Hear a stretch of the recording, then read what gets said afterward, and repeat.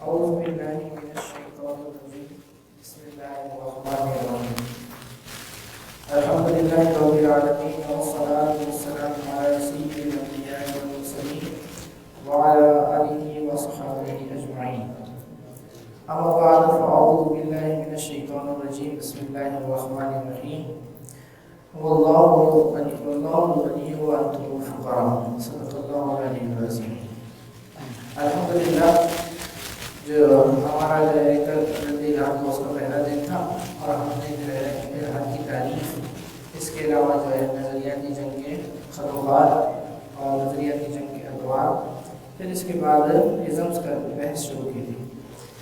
تو آج مزید ہم اسی پہ گفتگو کریں گے، لیکن اس سے پہلے میں ایک واقعہ سنانا چاہتا ہوں کہ حضرت خنسا رضی اللہ تعالی عنہ صحابیہ ہیں اور ان کا تذکرہ جو ہے بلاغت کی کتابوں میں بکثرت آتا ہے. تو وجہ کیا ہے؟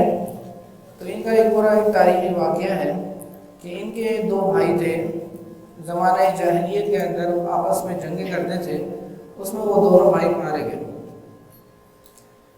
تو حضرت خنسا رضی اللہ تعالیٰ عنہ نے ان دونوں بھائیوں کی غم کے اندر کہ اس کو جو ہے مار دیا گیا، انہوں نے ایک سال تک جو ہے غم منانے کا جو ہے معاہدہ کیا، یعنی اپنے آپ سے ہی ایک آدمی ایک سال تک غم مناؤں گی. پھر ساتھ ساتھ آپ نے اپنے سر کے تمام بال اتار دیے اور پرانے کپڑے پہن لیے اور گلے میں جوتوں کا ہار پہن لیا. یہ ساری چیزیں کیا تھی؟ غم کی علامت بنے گی. تو زمانہ جاہلیت کے اندر یہ سارے رواج موجود ہوتے تھے، لیکن آپ نے اس ایک سال کے اندر، سال کی جو آپ نے جو ہے سیٹنگ بنائی تھی کہ میں ایک سال تک غم مناؤں گی، ایک سال کے اندر آپ نے مرثیہ نگاری کی اپنے دونوں بھائیوں کی. اور وہ مرثیہ نگاری جو ہے عربی شعر و شاعری کا ماسٹر پیس سمجھا جاتا ہے. پھر اللہ سبحانہ تعالیٰ کی توفیق سے آپ مسلمان ہوئی. اب جب وہ مسلمان ہوئی تو بھی جو ہے آپ اپنے بھائیوں کا غم مناتی تھی. تو حضرت عمر فاروق رضی اللہ تعالیٰ عنہ نے ان سے کہا کہ اب تو آپ مسلمان ہو گئی ہیں، اب اپنے بھائیوں کا غم کیوں منا رہی ہیں؟ اب تو اسلام اس کی اجازت نہیں دیتا. تو انہوں نے کہا کہ پہلے غم اس لیے مناتی تھی کہ وہ میرے بھائی تھے، لیکن اب غم اس لیے منا رہی ہوں کہ وہ حالت کفر میں مر گئے تھے. یعنی سوچ مذہبی بن چکی تھی اور اب انہیں اپنے بھائیوں کے کفر کے مرنے پر غم تھا. یہی چیز میں یہاں پہ ایک نکتہ بتانا چاہ رہا تھا کہ الحمدللہ ہم مسلمان ہیں، تو پوری دنیا کے اندر کوئی ایک بندہ بھی اگر اسلام کو چھوڑتا ہے تو ہمیں اس کا غم ہونا چاہیے. یہ ہماری ذمہ داری ہے کہ ہم جو ہے دین کی صحیح بات آگے تک پہنچائیں. تو پھر اب اسلام لانے کے بعد اب مزید حضرت خنسا رضی اللہ تعالیٰ عنہ کی زندگی میں جو تبدیلی آئی ہے وہ بھی سننے کے قابل ہے. تو حضرت خنسا رضی اللہ تعالیٰ عنہ، اب ان کے 4 بیٹے تھے اور جنگ قادسیہ کے اندر انہوں نے اپنے 4 بیٹوں کو صبح تیار کیا. جنگ قادسیہ کون سی جنگ ہے؟ جو دنیا کی سپر پاور کے ساتھ جنگ کی گئی. تو اس کے اندر آپ نے اپنے 4 بیٹوں کو صبح تیار کیا اور اس کو کہا کہ بیٹا میں تیار اس لیے کر رہی ہوں تاکہ تم میدان میں جنگ میں جاؤ اور لڑو، شہید ہو کے واپس آنا یا غازی بن کے واپس آنا. لیکن یاد رکھو کہ اگر تم میدان جنگ میں سے ڈر کے بھاگ کے پیچھے آئے تو یہ نہیں سمجھنا کہ میں تمہاری ماں ہوں، میں تمہیں گلے لگا کے شفقت سے بٹھا دوں گی کہ بھائی میرا بچہ جان بچا کے بھاگ کے آ گیا. یہ نہیں سمجھنا، بلکہ میں اپنی تلوار نکالوں گی اور تمہارا اپنے ہاتھ سے سر قلم کر دوں گی. تو میدان جنگ میں نڈر بن کے لڑو، یا تو غازی بن کے واپس آؤ یا شہید بن کے واپس آؤ. اللہ کا کرنا ایسا ہوا کہ ایک ہی دن میں آپ کے 4 بیٹے شہید ہو گئے. اب آپ اندازہ کریں کہ ایک وہ عورت جو اپنے بھائیوں کے مرنے پر اتنا غم منا رہی ہے، اب اس کے بیٹے شہید ہو گئے. اب انسان کو اولاد سے زیادہ محبت ہوتی ہے اپنے بھائیوں سے، لیکن اب اسلام آ گیا تو انہوں نے اسلام کو اپنے پر نافذ کیا تھا اور انہوں نے ان 4 بیٹوں کی لاش دیکھی اور ان کی آنکھوں میں آنسو آ گئے اور انہوں نے صرف اتنی بات کی کہ اللہ تعالیٰ کا احسان ہے کہ اس نے مجھے 4 شہیدوں کی ماں بنایا۔ تو اب دیکھیں ذہن تبدیل ہو گیا۔ تو اسلام لانے کے بعد ہمارا اگر ذہن وہی جو پرانے دور میں چل رہا ہے تو یہ درست نہیں ہے۔ اسے کہتے ہیں کہ ابھی بھی جاہلیت کے اثرات باقی ہیں۔ تو اب ہمارے یہاں ہر چیز کو اتنے غلط طریقے سے بیان کیا گیا ہے۔ اب دیکھیں جاہلیت کا لفظ آپ نے بارہ سنا ہوگا، حدیث کے اندر بار بار آتا ہے کہ من مات عصبیۃ فقط مات میتۃ جاہلیہ، جو تعصب کی موت مارا گیا وہ جاہلیت کی موت مارا گیا۔ تو ہم جاہلیت کا معنی کیا سمجھتے ہیں کہ جس بندے کو لکھنا پڑھنا نہیں آتا وہ جاہل ہے، اور جو لکھنا پڑھنا آ گیا وہ جاہل نہیں ہے۔ یہ ہمارا کانسیپٹ ہے۔ لیکن اسلام کیا کہتا ہے اس کے بارے میں؟ اسلام یہ کہتا ہے کہ جاہلیت یہ ہے کہ جو اسلام نہیں ہے وہ جاہلیت ہے، چاہے وہ آج کے دور میں ہو چاہے وہ پہلے کے دور میں ہو۔ کیا آپ دیکھتے نہیں ہیں بھائی کہ قرآن نے کیا فرمایا؟ وَلَا تَبَرَّجْنَا تَبَرُّجَ الْجَاهِلِيَّةِ الْأُولَىٰ، کہ اگر ایک عورت جو ہے وہ بے حیا گھوم رہی ہے پردہ اتار کر تو وہ جاہل ہے، چاہے اس کو لکھنا پڑھنا آتا ہو، چاہے وہ کتنی جو ہے P H D double P H D ہو۔ اسلام کہتا ہے یہ جاہل ہے۔ ایک عورت کو اگر لکھنا پڑھنا بھی نہیں آتا لیکن وہ باحیا ہے، باپردہ ہے، تو اسلام اسے جاہل نہیں کہے گا۔ اس طرح ایک بندہ مسلمان ہونے کے باوجود اگر تعصب کر رہا ہے تو یہ بھی جاہل ہے، اور اگر تعصب نہیں کر رہا یعنی اسلام کے سوا ہر شے کیا ہے وہ جاہلیت ہے۔ تو ہمارے ذہنوں کے جو ہے ایسی زہریلی چیزیں ڈال دی گئی ہیں کہ ہم اپنے اصل کو بھی نہیں جان سکتے۔ تو ہمارے اس پروگرام کا یہی مقصد ہے کہ ہم اپنے جو ذہن کے اندر جو خرافات آ گئی ہیں، جو جس طرح ہمارے جو ٹریننگ کی گئی ہے 100-200 سال سے ہمیں جو نیچا کرنے کے لیے ہمارے ذہنوں کو پسماندہ کیا گیا، ہم اس کو ختم کریں گے انشاءاللہ۔ تو آج ہم آتے ہیں بھی اپنے مزید ٹاپک کی طرف۔ کل ہم نے جو ہے پہلا بیان کیا تھا ازم، جس کا نام تھا سیکولرزم۔ اس کی تعریف ہم نے کیا بیان کی تھی کہ سیاست اور مذہب کو جدا جدا کرنا۔ پھر اس کے بعد دوسرا ازم تھا ہمارے پاس جس کا نام کیا تھا لبرلزم، اور لبرلزم میں کیا تھا کہ اپنی معاشرتی زندگی اور ذاتی زندگی میں مذہب کو شروع کرنا۔ اس کا ایک شکل ہم نے پڑھی تھی فیمنزم، جس میں کیا مقصود تھا کہ آزادی نسواں کی بات تھی بھائی۔ تو آزادی نسواں جو ہے یہ ایک بہت بڑی مصیبت ہے جو ہمارے سر پر جو ہے لاگو کر دی گئی ہے۔ اور آج آپ دیکھیں بھائی کہ افغانستان ہے، اس نے 3 دنیا کی super power United Kingdom, USA، Russia, ان کے ساتھ 40 سال جنگ کی ہے اور سب کو گھٹنے ٹیکنے پہ مجبور کیا۔ اب وہ سب پیچھے ہٹ گئے جنگ سے، یعنی وہ وار کے اندر افغانستان کو داخل کیا جاتا ہے۔ لیکن اب دونوں دیکھ لیا کہ افغانستان کے اندر ایسا نہیں ہے کہ آپ اس سے جنگ کر سکیں، وہاں کی عورت ایک کامیاب عورت ہے جس نے ایسے بچے پیدا کیے ہیں جو آج بھی جہاد کو پسند کرتے ہیں اور اپنے اسلام کے آگے کسی شے کو تسلیم نہیں کرتے۔ اب افغانستان کے اوپر انہوں نے 5ویں جنگ مسلط کر دی، اس سے ہم نے کل پڑھا نظریاتی جنگ۔ افغانستان کے اندر پوری دنیا سے پریشر ڈالا جاتا ہے کہ عورتوں کو آزادی دی جائے، NGOز بنائی جائیں، اور اس کے ذریعے افغانستان کے پیسوں پہ پابندی لگا دی تاکہ یہ غریب ہو جائیں تو یہ NGOز کے اندر ساری عورتیں آ جائیں گی۔ اور یہی عورت ہے جس نے ایسے بچے جنم دیے، ایسی پرورش کی کہ دنیا کی 3 سپر پاور کو اسے ختم کر دیا اور ان کے آگے گھٹنے ٹیکنے پہ مجبور ہو گئی۔ تو اب ہم چاہتے ہیں کہ ایسی عورت آئے جو ایسے ہی بچے پیدا کرے کہ جو کسی کے آگے لڑنے کے قابل نہ ہو اور وہ اسلام سے زیادہ جو ہے عورت سے محبت نہیں کرے۔ تو یہ فیمنزم ایک ایسا زہریلا جو ہے سمجھے کہ زہر ہے کہ ہر بندے کو آسانی سے، اور جب ایک عورت ہو جاتی ہے تو نسل کی نسل برباد ہو جاتی ہے۔ اب ہم دوسرے اس کا نام کیا تھا LGBT۔ LGBT جو ہے ایک بہت ہی بری شے ہے جسے ہم کہتے ہیں ہم جنس پسندی۔ میں زیادہ تفصیل تو نہیں کروں گا اس کے اوپر، کہ سمجھیں بس ایک ایسی چیز ہے کہ کوئی بندہ جو ہے غلاظت کے ڈھیر کے پاس کھڑا ہوا ہے اور غلاظت کھا رہا ہے، اور افسوس کی بات تو یہ ہے کہ وہ دوسروں کو بھی یہ کہہ رہا ہے کہ آپ یہ کھاؤ، یہ بہت لذیذ ہے۔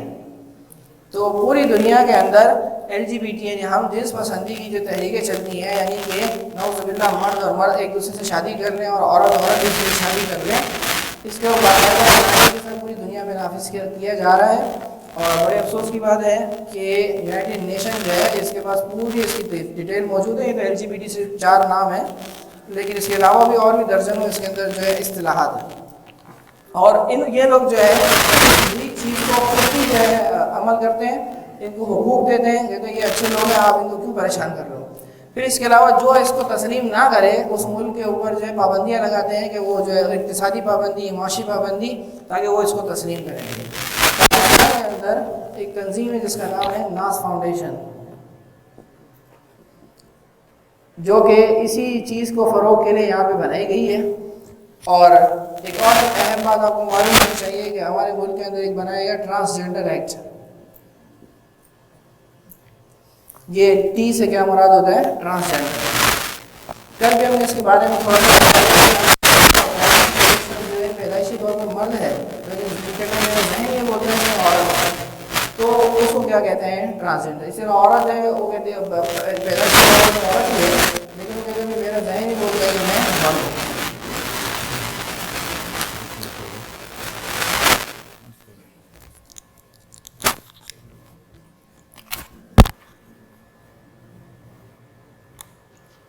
تو یہ طرح جو ہے معلوم ہوتا ہے بالکل بیوقوفانہ عملات کا بات ہے. لیکن ہمارے ملک کو جو ہے پاکستان کی بات کرتا ہوں، GSP+.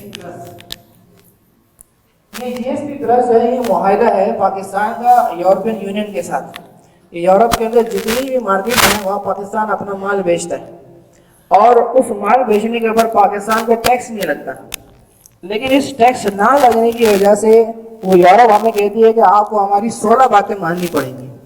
اگر آپ ہماری 16 باتیں نہیں مانیں گے تو ہم آپ کے اوپر بھی ٹیکس لگا دیں گے. اب وہ 16 باتیں ساری یہی ہیں جو ہم پڑھ رہے ہیں ابھی. تو اس کے اندر یہ بھی تھا کہ آپ اپنے ملک کے اندر ہم جنس پرستی کو فروغ دیں گے چاہے کسی بھی طریقے سے. تو پاکستانی سیاستدانوں نے کہا ٹھیک ہے ہمیں یہ قبول ہے لیکن ہمیں تھوڑا ٹائم دیا جائے، آہستہ آہستہ ہم اس کو نافذ کریں گے. لہٰذا یہ GSP+ ایسے ہر دسمبر کے اندر یورپ سے بندے آتے ہیں پاکستان میں اور چیک کرتے ہیں کہ بھئی ہم نے جو 16 شرائط دی ہیں وہ پوری ہوئی ہیں کہ نہیں ہوئی، ایک دو آگے بڑھی ہیں کہ نہیں بڑھی. تو 2018 کے اندر جب دسمبر میں یورپ کے لوگ آئے اور انہوں نے چیک کیا پاکستان کو، انہوں نے کہا بھئی آپ نے تو ابھی تک جو ہے ان 16 شرائط میں سے ایک کو بھی پورا نہیں کیا، لہٰذا جلدی سے آپ کو اقدام کریں ورنہ ہم آپ کو یہ اسٹیٹس لے لیں گے اور آپ کو پھر ٹیکس دینا پڑے گا یورپ کے اپنے مال بیچنے کے لیے. پھر راتوں رات 2018 کے اندر ٹرانسجینڈر ایکٹ بنایا گیا. اور اس ٹرانسجینڈر ایکٹ میں دھوکہ یہی دیا گیا کہ یہ خنثی کے حقوق بیان کیے جا رہے ہیں لیکن در حقیقت اس کے ضمن میں ہم جنس پرستی کے قوانین کو ثابت کیا گیا، نافذ کیا گیا. اب اسی ایکٹ کے اندر یہ بات لکھی ہوئی ہے کہ ناگرہ جو ہمارا شناختی کارڈ بناتا ہے وہ اس بات کا پابند ہے کہ کوئی شخص مرد ہے لیکن وہ کہتا ہے کہ میرے ذہن یہ بولتا ہے کہ میں عورت ہوں، تو وہ اس کے شناختی کارڈ میں جہاں پہ لکھا ہوتا ہے نا یہ مرد ہے اس کی جگہ ایم لکھتے ہیں، تو ناگرہ پابند ہے کہ وہ اس کی جگہ ایف لکھے گا، یعنی وہ فیمیل ہے، یہ عورت ہے. اس طرح کوئی عورت اگر آگے کہتی ہے کہ مجھے ذہن میں محسوس ہوتا ہے کہ میں مرد ہوں تو اس کے آگے ایم لکھ دیا جائے گا. جو ہماری حکومتی جو ادارہ بڑا اہم ادارہ ہے اس کے اندر کوئی پتہ نہیں ہے کہ کوئی کسی مرد کے آگے ایف لکھا ہوا ہو، کسی عورت کے آگے ایم لکھا ہوا ہو. اور یہ کوئی ہوائی باتیں نہیں ہیں، کل 28,000 درخواستیں موصول ہو چکی ہیں اور پاس ہو چکی ہیں. یعنی 28,000 پاکستان کے اندر ان 4 سال کے اندر 2022 تک 28,000 لوگوں نے اپنے شناختی کارڈ کے اندر آپ ایم کی جگہ ایف، ایف کی جگہ ایم، یعنی مرد ہے تو عورت لکھا ہے ہوا، عورت ہے تو مرد لکھا ہوا ہے. یوں کیا ہوگا، ہم جنس پرستی کی جو ہے راہ وہ بہت ہموار ہو جائے گی اور آسانی سے ایک مرد ہے اس کے شناختی کارڈ میں لکھا ہوا ہے ایم اور دوسرا مرد ہے اس کے شناختی کارڈ میں لکھا ہوا ہے ایف، یعنی یہ مرد ہے شناختی کارڈ کے اعتبار سے اور یہ کیا ہے عورت ہے شناختی کارڈ کے اعتبار سے ہے، تو دونوں مرد ہی. لیکن اب اس کی شادی نکاح نامہ بن جائے گا کیونکہ نکاح نامہ میں تو شناختی کارڈ دیکھا جاتا ہے جس میں مرد لکھا ہوا ہے عورت لکھا ہوا ہے. یوں انہوں نے آسانی سے اس قانون کو نافذ کر دیا اور جو ہے ہمارے لوگ جو اس کو دیکھتے رہ گئے. اب جو ہے 2022 کے اندر اس کے اوپر بہت زیادہ شور اٹھا لیکن ابھی بھی اس معاملے کو پینڈنگ میں ڈالا گیا ہے، چینج نہیں کیا ہے ابھی تک بھی. پھر تیسرا اسی لبرلزم کے اندر وہ تھا، اس کو ہم کہتے ہیں فریڈم آف ایکسپریشن.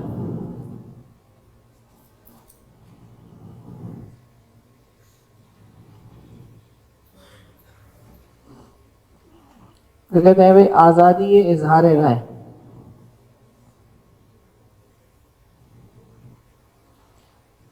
یہ بھی لبرلزم کے اندر ہی ہم نے پڑھا تھا بھائی آزادی اور مساوات. اب یہاں پہ آزادی اور اظہار رائے یعنی کہ ہر بندے کو جو مرضی چاہے وہ سوچے، جو مرضی چاہے اس کا اظہار کرے، یعنی نظریات کے اوپر کوئی پابندی نہیں ہے. اسی کے ضمن میں آ جاتی ہے ہماری کیا ہے آزادی صحافت، کہ صحافت میں بھی یہی ہوتا ہے کہ ہر بندہ اپنے نظریات کو پیش کرتا ہے اور ٹی وی کے اندر جو ہے اس کو سب کے سامنے پیش کر دیا جاتا ہے۔ اب یہی آزادی اظہار رائے وہ زہر ہے کہ جس کی بنا پر پوری دنیا کے اندر جو ہے اسلام کے خلاف بکواس کی جاتی ہے، نعوذ باللہ رسول اللہ صلی اللہ علیہ وسلم کے خاکے بنائے جاتے ہیں۔ فرانسیسی جریدہ ہے جس کا نام ہے چارلی ہیبڈو، یہ فرانس کے اندر نکلتا ہے، یہ ایک میگزین ہے اور یہ سالانہ مقابلہ کرواتا ہے نعوذ باللہ رسول اللہ صلی اللہ علیہ وسلم کے خاکے بنانے کے، اور جب اس کے اوپر کوئی پابندی لگائی جاتی ہے تو یہ کہتا ہے آزادی اظہار رائے پوری دنیا کا جس کی جو مرضی چاہے وہ آزادی اظہار رائے کر سکتا ہے، تو ہماری یہ رائے ہے اس لیے ہم ایسا کریں گے بھائی۔ پھر اس کے علاوہ بہت سارے ایسے پارک بنا دیے گئے ہیں جہاں پہ ہر بندہ آ کے کوئی گفتگو کرتا ہے، جیسے ہائیڈ پارک ہے انگلینڈ کے اندر، تو وہاں پہ سب اپنی جو باتیں ظاہر کر دیتے ہیں، جو میرا دل آ رہا ہے میں بولوں گا بھائی سب کے سامنے۔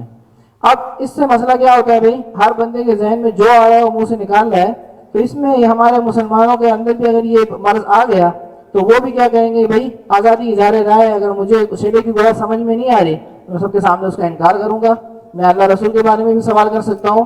یہ چیز کیا ہے، زبان کھول دی انہوں نے کہ اب بندہ جو ہے پہلے تو ڈرتا تھا اللہ رسول کے خلاف کوئی بات کرتے ہوئے، لیکن آزادی اظہار رائے کا سہارا لے کر وہ اب کچھ بھی کر سکتا ہے۔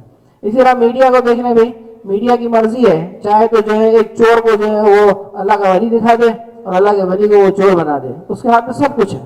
اور صحافت کیا ہے، معذرت کے ساتھ صحافت یہ ہے کہ 100 چیزیں جو ہے دنیا کے اندر صحیح چل رہی ہیں اور اس کے اندر سے اگر ایک تو خراب ہو جاتی ہے تو اس کو پرومیننٹ کرنا، سب کے سامنے بیان کرنا۔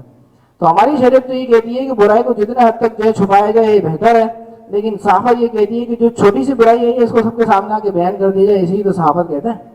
تو یہ بالکل کیا ہے کہ اسلام کے اصولوں کے خلاف ہے، اور اس میں ہر بندے کی جو حق کی عزت کر سکتے ہیں وہ لوگ۔ اور اسی طرح آپ دیکھیں ٹی وی چینل ہوتا ہے، ایک ٹی وی چینل بتائے گا کہ فلاں سیاسی پارٹی ہے وہ بہت آگے جا رہی ہے، دوسرا ٹی وی چینل اس کے برخلاف ہوگا، وہ کہے گا یہ پارٹی تو کچھ کر ہی نہیں سکتی ہے۔ یعنی یہ دجال ہے پورا کہ صحیح کو غلط، غلط کو صحیح بڑی آسانی سے دکھا سکتے ہیں اس کے ذریعے۔ یہ تھے بھائی کل 3 چیزیں جو کس کے اندر شامل ہوتی تھی، لبرلزم کے اندر۔ اب ہم آتے ہیں اورینٹلزم کے اوپر۔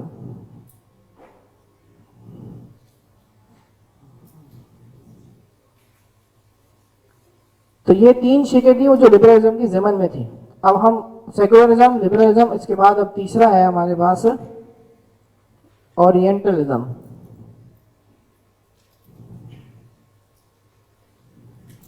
اس کو کہتے ہیں استشراق۔ جی وہ استشراق کیا ہے؟ استشراق کا معنی یہ ہے کہ مستشرقین سے مراد ہوتا ہے کہ وہ غیر مسلم جس نے اسلام کا مطالعہ کیا تاکہ اسلام کو نیچا دکھا سکے۔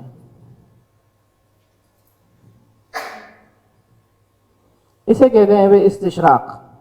آپ کو حیرانی ہوگی، ایسے بہت سارے جو ہے عیسائی ہیں، یہودی ہیں، ہندو ہیں یا لامذہب لوگ ہیں جنہوں نے اپنی پوری زندگی اسلام کی تعلیمات کو پڑھنے پہ لگائی ہے۔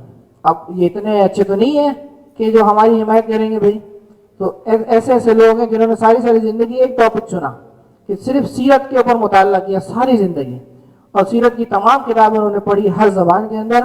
پھر اس کے بعد انہوں نے جلدوں پہ کتابیں لکھی ہیں اور سیرت کے ہر موضوع کے اوپر انہوں نے اسلام پر اعتراض کیا ہے۔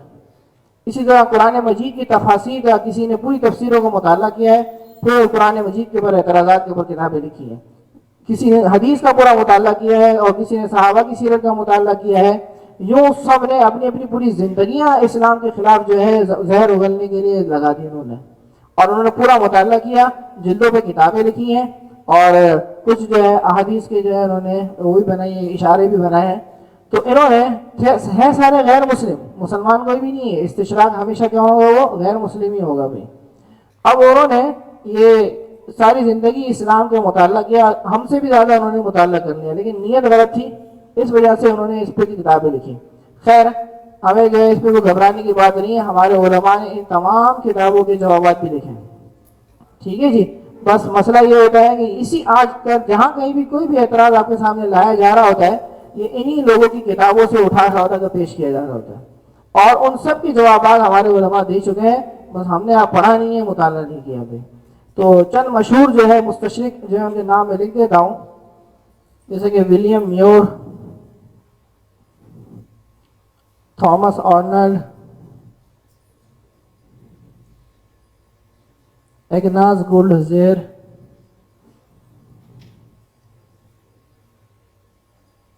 اور برنارڈ لوئس۔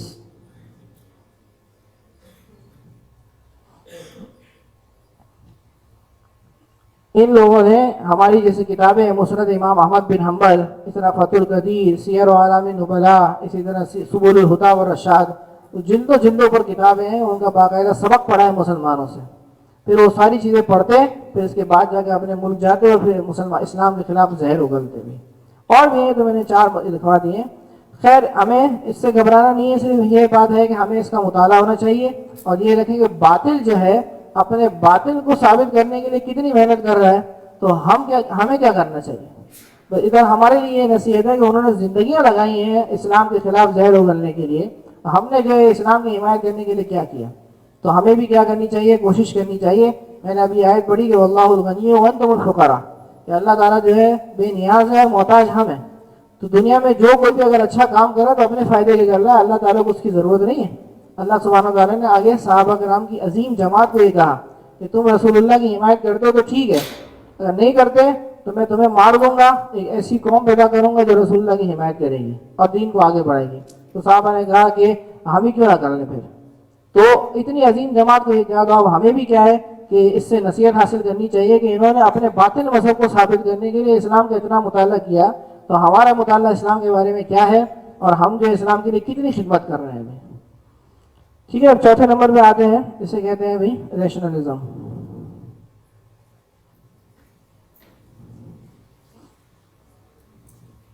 عقل پرستی۔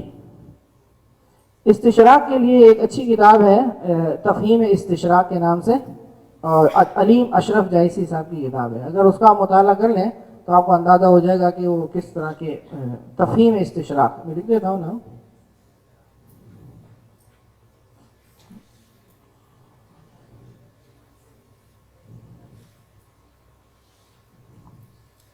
علیم اشرف جائسی۔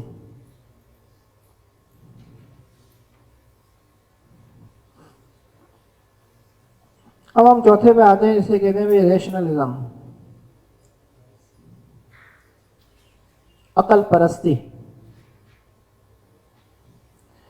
جی بھائی، یہ تو ایک بہت بڑا وبال ہے جو ہر کسی کے اوپر جو ہمیشہ سے سوار رہتا ہے۔ فلاسفہ یونان بھی آئے تو انہوں نے بھی کیا کیا، عقل پرستی کی۔ آج ہمیں بھی جو ہے یہ لوگ یہ کہتے ہیں کہ بھائی آپ اسلام کی کوئی بات کرتے ہو تو عقل کے مطابق ثابت کر کے دکھاؤ، اگر عقلی دلیل نہیں دو گے تو ہم اس کو تسلیم ہی نہیں کریں گے۔ یہاں تک کہ مسلمان بھی اس بات پہ آج کل جو ہے کہتے ہیں کہ ہر چیز میں عقل سے سمجھاؤ بھائی، تو عقل پرستی جو ہے یہ ایک بہت بڑا وبال ہے۔ تو اب ہم اس عقل پرستی کے مطابق کچھ ایسی گفتگو کریں گے کہ یاد رکھیں کہ آپ نے شرح عقائد وغیرہ علم کلام کی کتابیں پڑھتے ہیں، آپ نے سنا ہوگا کہ بھائی 3 چیزیں دلائل کے طور پہ استعمال ہوتی ہیں، حواس خمسہ اور عقل اور خبر صادق۔ یہ 3 چیزیں وہ ہیں جو کفار کے مقابلے میں ہم پیش کرتے ہیں، ورنہ ہمارے لیے تو کیا ہے بھائی، قرآن حدیث سنت، قرآن حدیث اجماع، یہ ساری چیزیں ہمارے لیے حجت ہے بھائی۔ تو کفار کے مقابلے میں یہ 3 چیزیں ایسی ہیں کہ ان کو ہر کافر تسلیم کرے گا اور اس کے ذریعے جو دلیل دی جائے گی وہ تو اس کو مان لیتا ہے بھائی۔ لیکن ادھر جو ہے ایک یہاں پہ ایک بحث ہوتی ہے جس کو کہتے ہیں ضرورت نبوت کی بحث۔ علامہ احمد سعید آدمی صاحب نے یہاں پہ ایک بڑی اچھی تحریر لکھی ہے ضرورت نبوت کے اوپر، وہاں پہ انہوں نے بہت سارے دلائل دیے، اس میں سے ایک ہم میں بیان کرتا ہوں کہ حواس خمسہ یعنی 5 سینسز ہیں ہمارے بھائی، دیکھنا، چھونا وغیرہ، اس کے ذریعے جو ہے صحیح فیصلہ ہوتا ہے، لیکن اس کے ذریعے غلط بھی ہو سکتا ہے فیصلہ۔ یعنی حواس خمسہ سے جو دلیل بنائی جاتی ہے وہ کبھی تو صحیح نتیجہ نکالتی ہے، کبھی غلط نتیجہ نکالتی ہے۔ کس طرح بھائی، اگر کوئی شے گرم ہے، ہم نے ہاتھ لگا لیا، ہمیں پتہ چل گیا گرم ہے، لیکن حواس خمسہ کبھی کبھی غلطی بھی کرتے ہیں۔ مثال کے طور پر کہ ہمارے سامنے جہاز اڑتا ہوا ہمیں نظر آتا ہے تو ہماری آنکھ تو یہ کہتی ہے کہ یہ چھوٹا سا جہاز ہے اور اتنا بڑا سفر اس نے یہاں سے لے کے یہاں تک طے کیا، لیکن ہماری عقل یہ بولتی ہے نہیں یہ چھوٹا نہیں ہے، یہ بہت بڑا ہے۔ تو عقل اس کی کیا کرتی ہے، حمایت کرتی ہے۔ امام غزالی علیہ رحمہ نے یہاں پہ حواس خمسہ کی صحیح اور غلط ہونے کے بارے میں بڑی آسان مثال دی ہے. آپ کہتے ہیں بھائی آپ کے پاس جو ہے 3 برتن لے لو، ایک برتن کے اندر ٹھنڈا پانی ہو، ایک برتن کے اندر گرم پانی ہو، اور تیسرے برتن کے اندر سادہ پانی ہو. تو اب پہلے ایک ہاتھ آپ ڈال دیں ٹھنڈے پانی کے اندر، پھر دوسرا ہاتھ آپ ڈال دیں گرم پانی کے اندر، پھر یہ 2 ہاتھ باہر نکال لیں اور سادے پانی کے اندر ڈال دیں. اب ایک ہاتھ یہ بولے گا کہ یہ پانی ٹھنڈا ہے، دوسرا ہاتھ بولے گا یہ پانی گرم ہے. لیکن عقل ہمیں کیا کہے گی؟ نہیں، ادھر ہاتھ کو چھوڑ دو، یہ پانی نہ ٹھنڈا ہے نہ گرم ہے بلکہ کیا ہے؟ سادہ پانی. تو جہاں پر حواس خمسہ غلطی کھاتے ہیں تو وہاں پر عقل کیا کرتی ہے؟ اس کی حمایت کرتی ہے اور اسے درستی کی طرف لے جاتی ہے. اب عقل پہ آ جائے بھائی تو ادھر پھر آگے بھی علماء فرماتے ہیں کہ عقل کا بھی یہی مسئلہ ہے کہ عقل بھی کبھی کیا کرتی ہے؟ صحیح فیصلہ کرتی ہے اور کبھی عقل غلط فیصلہ کرتی ہے. تو یاد رکھیں بھائی عقل جو ہے یہ بڑی پاورفل شے ہے، یہ صحیح کو غلط بھی بڑے اچھے انداز میں بیان کرتی ہے اور غلط کو بھی صحیح بڑے اچھے انداز میں بیان کرتی ہے. اب آپ دیکھیں بریٹینیکا جو ہے انسائکلوپیڈیا ہے، اس کے اندر ایٹم بم کی آپ چیپٹر نکالیں گے تو وہاں پہ لکھا ہوا ہوگا، یہ میں بتا رہا ہوں کہ کس طرح وہ غلط بات کو بڑے اچھے پیرے میں بیان کرتے ہیں اور عقل کس طرح غلط بات کو صحیح ثابت کر دیتی ہے. وہاں پہ یہ لکھا ہوا ہے کہ امریکہ نے جاپان کے اوپر ایٹم بم مارا اور دنیا کے اوپر بڑا احسان کیا کہ ایک دن میں 2 لاکھ بندے مر گئے لیکن کروڑوں انسانوں کی کیا ہوگی؟ جان بچ گئی، کیونکہ جاپان پوری دنیا کے لیے خطرے کا باعث تھا. دیکھیں ہمیں کتنے اچھے انداز میں بیان کیا کہ بھائی امریکہ نے ایٹم بم مار کے بڑا احسان کیا ہے بھائی، اور 2 لاکھ بندے ایک دن میں مر گئے لیکن یہ اس کا احسان ہے کہ 2 لاکھ بندوں کو مار دیا اور باقی سارے لوگوں کی جان بچا دی. دیکھیں بھائی کس طرح اس نے غلط کو صحیح کر کے پیش کیا کر لیں. اس طرح بھائی اب کوئی بندہ جو ہے یہ کہے کہ بھائی سامنے والا بندہ ہے میں نے اس کو قتل کر دیا، تو کہتے کیوں قتل کر دیا؟ تو ظلم کیا، میں نے ظلم کا. تو سامنے سے وہ کہے کہ بھائی میں نے ظلم نہیں کیا، یہ بندہ بیچارہ بڑا ٹینشن میں تھا تو میں نے کیا کر دیا؟ اس کو مار دیا. اب یہ ٹینشن فری ہو گیا بھائی، اس کی ٹینشن ساری ختم ہو گئی اور میں نے چھری بھی تیز رکھی تھی، اس کو کوئی تکلیف بھی نہیں ہوگی، فوراً مر گیا ہوگا بھائی. اب عقل ایسی چیز ہے جو غلط کو بھی بڑے اچھے انداز میں بیان کر سکتی ہے. لہٰذا اب یہاں پہ جب عقل غلطی پہ جائے گی تو اب اس عقل کی کون درستی کرے گا؟ تو ہم یہ کہتے ہیں کہ اس عقل کو غلطی سے بچانے کے لیے پھر ضرورت کس کی ہوتی ہے؟ نبی کی، یعنی عاقل الناس کی ضرورت ہوتی ہے. نبی کیا ہے؟ وہ عاقل الناس ہوتا ہے، یعنی لوگوں میں سب سے زیادہ عقل رکھنے والا ہوتا ہے. تو بارے شریف میں بھی بات لکھی ہوئی ہے کہ کروڑ عقل مند لوگ مل جائیں پھر بھی نبی کے عقل کے کروڑویں حصے تک نہیں پہنچ سکتے بھائی. تو یاد رکھیے بھائی اب دوسرا اہم بات کہ یہ ہم نے بات بتا دی کہ عقل کبھی غلط فیصلہ کرتی ہے کبھی صحیح فیصلہ بھی کرتی ہے. اب ہماری شریعت جو ہے عقل پرستی کو درست سمجھتی ہے یا نہیں سمجھتی؟ تو یاد رکھیں بھائی ہماری شریعت نے جتنے بھی احکام دیے ہیں اس میں اگر عقل کے مطابق احکام ہمارے لیے آسان ہیں تو شریعت نے اس کو عقل کے مطابق رکھا، اور اگر عقل کے مطابق احکام ہمارے لیے مشکل ہیں تو اس کو خلاف عقل ثابت کر دیا. مثال اس کی دیکھیں بھائی کپڑا اگر جو ہے ناپاک ہو جائے، یہاں پر یہ ناپاکی لگ جائے کپڑے کے اوپر، تو ہم کیا کہتے ہیں بھائی اس کو 3 دفعہ دھو تو پھر یہ کپڑا کیا ہو جائے گا؟ پاک ہو جائے گا بھائی. لیکن اگر عقل کے مطابق دیکھا جائے تو یہ کپڑا اگر ناپاک ہوا ہے یہ کبھی بھی دھل نہیں سکتا، کیونکہ آپ جو بھی اس ناپاکی کے اوپر جو بھی پانی لگے گا وہ پانی بھی کیا ہوگا؟ اس کے ملتے ہی ناپاک ہو جائے گا. اب آپ ادھر سمندر بہا تو کپڑا پاک نہیں ہوگا. حضرت موسیٰ علیہ السلام کی شریعت کے اندر جو حکم تھا کہ کپڑا اگر ناپاک ہو جائے تو اس کو کاٹ دیا جائے گا اور جلا دیا جائے گا، وہ عقل کے مطابق حکم تھا. اور ہماری شریعت نے دیکھا کہ یہ ہمارے لیے کہ مشکل ہوگا تو اس نے ہمارے پر احسان کرتے ہوئے اس کو کیا کر دیا؟ خلاف عقل کہہ دیا کہ 3 دفعہ آپ دھو گے تو پاک ہو جائے گا بھائی. اب ہماری شریعت عقل کے مطابق دے حکم ہمیں تو بھی ہمیں ماننا ہے، عقل کے خلاف حکم دے تو بھی ہمیں تسلیم کرنا ہے بھائی. ہمیں آگے جو سر جھکانا ہے بس اور کچھ نہیں کرنا. اب اسی ضمن میں آپ دیکھیں مشکات کے اندر حدیث موجود ہے کہ ایک بنی اسرائیلی تھا، اس کے سامنے جب یہ بیان کیا گیا کہ حضرت موسیٰ کی شریعت کے اندر ایسا ہے کہ کپڑا اگر ناپاک ہو جائے تو اس کو کاٹنا پڑے گا، جسم اگر ناپاک ہو جائے تو اس کو بھی کاٹنا پڑے گا. تو اس نے آبجیکشن کیا کہ یہ کون سی شریعت ہے بھائی کہ ہمارے کپڑے کو ہم کاٹ دیں بھائی. تو اس رسول اللہ صلی اللہ علیہ وسلم نے فرمایا کہ اس نے اپنے نبی کی شریعت کا حکم نہیں مانا، اس لیے اسے جہنم میں ڈال دیا گیا. یعنی اس جگہ عقل کے مطابق حکم تھا تو بھی لوگوں کو سمجھ نہیں آ رہا.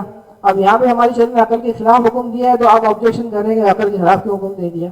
تو بھائی ہمیں تو شریعت نے آسانی دے دی ہر جگہ پہ. قتل کے بدلے کیا ہونا چاہیے؟ قتل. یہ عقل کے مطابق ہے، ہماری شریعت نے بھی یہ کہا.